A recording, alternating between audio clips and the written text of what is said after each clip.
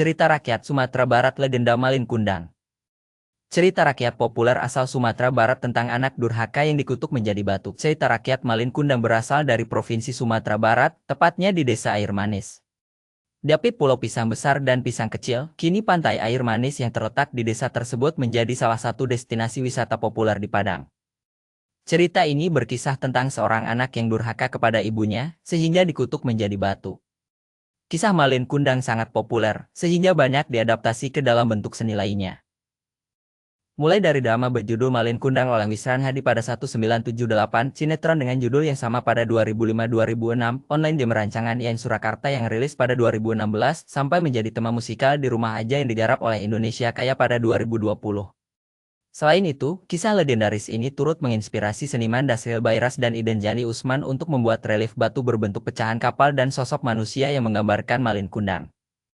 Karya ini terletak di Pantai Air Manis dan telah menjadi salah satu daya tarik turis sejak tahun 80-an. Cerita ini terpusat pada dua karakter utama, Malin Kundang dan Ibu Mande. Sebagai tokoh utama, Malin memiliki perkembangan karakter yang berhasil membuat penikmat takjub.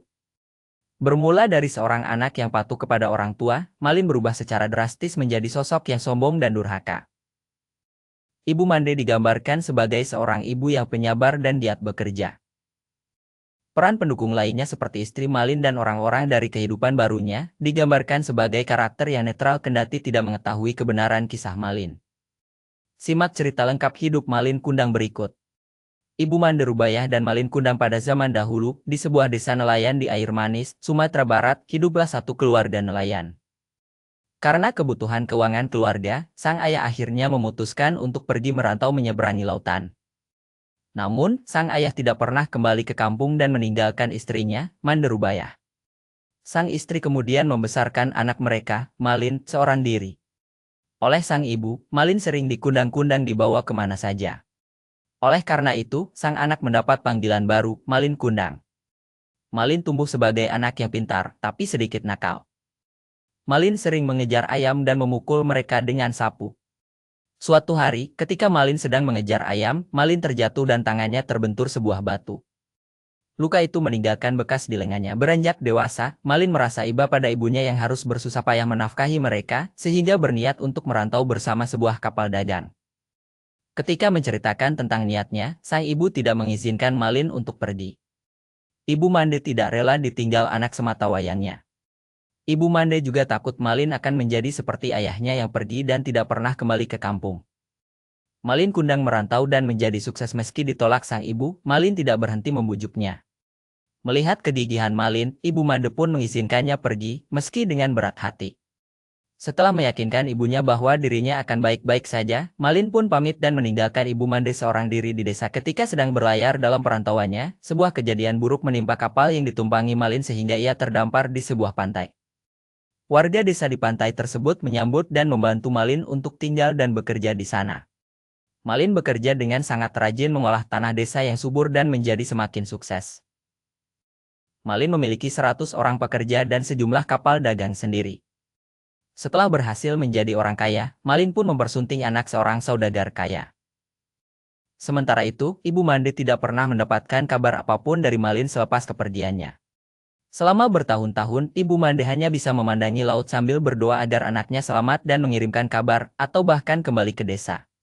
Setiap kali ada kapal besar yang bersandar di desa, Ibu Mande selalu bertanya kepada nahoda dan awak kapal tentang anaknya. Namun, tidak pernah ada yang membawa kabar atau titipan dari Malin.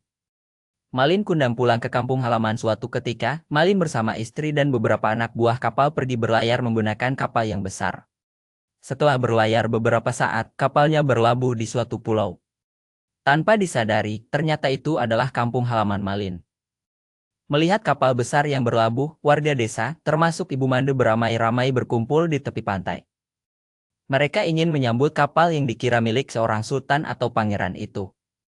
Dari kejauhan, terlihat sepasang pemuda dan pemudi berdiri di anjungan, mengenakan pakaian yang mewah. Ibu Mande melihat dan menyadari bahwa sang pemuda adalah Malin. Segera setelah kapal berlabuh dan kedua pemuda itu turun dari kapal, Ibu Mande berlari mendekati anaknya. Dari dekat, Ibu Mande melihat bekas luka di lengan sang pemuda dan menjadi semakin yakin bahwa pemuda itu adalah Malin. Ia kemudian memeluk Malin sambil memanggil namanya dan bertanya tentang kabarnya. Malin Kundang durhaka istri Malin yang berdiri di dekat Malin terkejut melihat seorang wanita tua berpakaian compang-camping memeluk suaminya sambil mengaku sebagai ibunya. Maklum, selama ini Malin mengaku bahwa kedua orang tuanya adalah bangsawan dan sudah meninggal. Istri Malin pun bertanya kepada Malin tentang siapa wanita itu sebenarnya. Karena malu kepada istrinya, Malin kemudian mendorong ibunya dan berkata kasar kepada Ibu Mande. Malin tidak mengakuinya sebagai ibu dan mengatakan bahwa ibunya tidak seperti Ibu Mande yang kotor dan miskin. Setelah itu, Malin memerintahkan istri dan anak buahnya untuk bergegas kembali ke kapal untuk berlayar. Malin Kundang dikutuk menjadi batu. Ibu Mande yang sudah tua renta terkapar di pasir, menangis dan sakit hati sampai pingsan. Setelah akhirnya tersadar, Ibu Mande tinggal sendiri di pantai dan warga desa yang tadinya ramai sudah meninggalkannya. Ibu Mande juga melihat bahwa kapal Malin dan istrinya sudah berlayar jauh dari pantai. Sambil menangis, Ibu Mande berlutut sambil mengangkat tangan untuk berdoa kepada Tuhan. Ibu Mande berdoa jika pemuda tadi bukan Malin Kundang, Ibu Mande memaafkan perbuatannya. Tapi, jika pemuda itu adalah benar Malin Kundang, maka Ibu Mande mengutuknya untuk menjadi sebuah batu. Setelah Ibu Mande berdoa, langit yang tadinya cerah tiba-tiba berubah menjadi gelap. Hujan deras dan badai pun muncul. Kapal Malin yang sedang berlayar pun hancur berkeping-keping disambar petir. Keesokan harinya ketika badai sudah reda, puing-puing kapal yang sudah berubah menjadi batu tersapu ombak ke suatu pulau.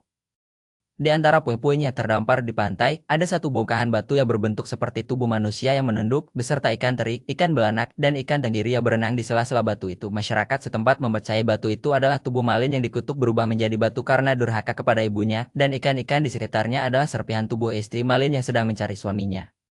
Pesan moral cerita Malin Kundang. Pelajaran utama yang terkandung di dalam cerita Malin Kundang adalah seorang anak harus selalu menghormati orang tua yang telah membesarkannya. Selain itu, pelajaran lain yang dapat dipetik adalah kita harus selalu rendah hati dan tidak sombong dengan segala kesuksesan yang sudah diraih. Terakhir, kita juga harus selalu jujur dalam bertindak. Karena, kebohongan atau kecurangan yang dilakukan pasti akan terungkap di kemudian hari. Sama seperti Malin yang berbohong akan latar belakang orang tuanya, dan akhirnya menjadi durhaka karena malu terhadap kebohongannya sendiri.